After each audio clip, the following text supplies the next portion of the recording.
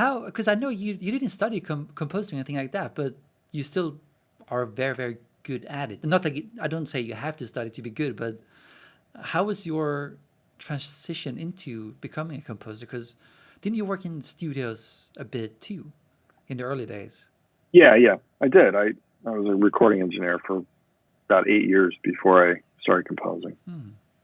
And how was that And then, transition into that? yeah, yeah, I just have a weird life. I mean, I went to school for civil engineering. That's where I went to college for. I have a degree in civil engineering. Right. So I was designing bridges and roads and site plans and stuff like that before I That's pretty cool. became a music person. So, and then I just got pretty I just felt a little bit detached from that career.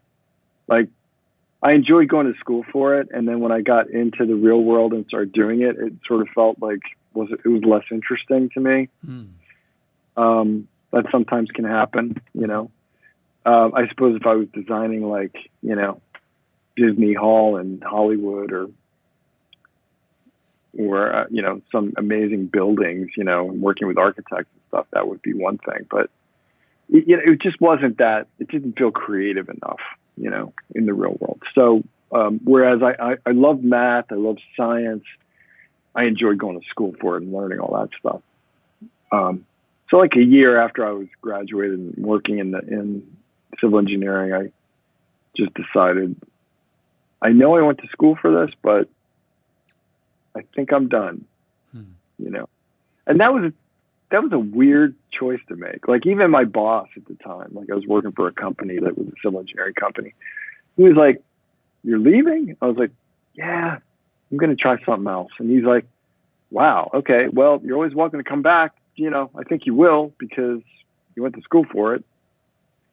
And I remember him saying that, and I was like, "I don't think so." Yeah. And I didn't know what I was going to do with my life either. I didn't know I was going to become a musician or composer or any of that. I just left and I became a bartender to make money. I just wanted to, like, take stock of everything and figure out what I wanted to do next. And then I did have a band at the time, and I was playing gigs, and I was a guitar player in the band and writing some songs and whatever. And I thought, okay, I'll just keep doing that, and I'll bartend to make money. And then we went into a recording studio to record a 4-song demo. When we're there all weekend doing that, and I completely fell in love with that process. So, the next 10 years was me learning how to do that and doing it and becoming a producer and engineer. And then I worked with a guy named John Cale, who was a composer, musician. He's Welsh. You probably know who he is, right? Yeah, John Cale, Velvet Underground. Right.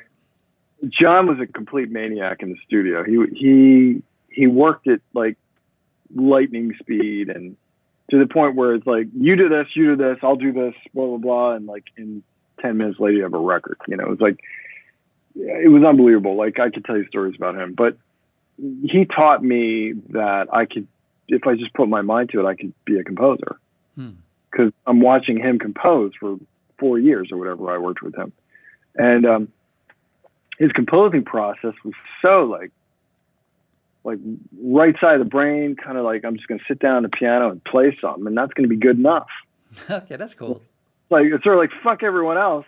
What I'm playing is gold, so fuck you. It was kind of like that attitude, and I was blown away by that. So, but I was so inspired by that, by watching him compose, Definitely. And that sort of led me to, because at the time I was also, when I was working with him, I was also producing bands, and I was watching John produce bands, and we were in studios all over the country, all over the United States and everywhere, just producing. And we did everything. I mean, with him, it was sort of like a smorgasbord of, creative music stuff. Like, he was never hemmed in by like, okay, all I do is compose. He would compose one day, be composing a ballet for the Rotterdam Ballet Company. The next day, we were doing a film score at the Hit Factory in New York. I was recording a full orchestra. The next day, we were in Chicago, doing a band, like producing a band. So it was just this really fun, exciting career I was having as an engineer, but I was also doing arrangements for him. I had no business doing that. Like, I didn't go to school for that. I just learned how to do it on the fly, or I would get somebody to help me figure it out. That's exciting, man. So through that experience, I just became like, oh my God, I can do anything, And so, met Cindy Shapiro in the studio. She was a singer. She had a band called 2.5D. She had a deal with Capitol Records. I was doing demos. I was recording the demos with them and mixing them. And she was interesting because she was a software engineer doing game design during the day, and then at night she had her band. So it was just a really cool time in New York City. And then so we got together and got married. And we've had a really interesting creative life together. And she's also a composer. She does theater. And so, that sort of got me into games because Cindy sort of introduced me to the game world. And then we got a chance to write music for a game.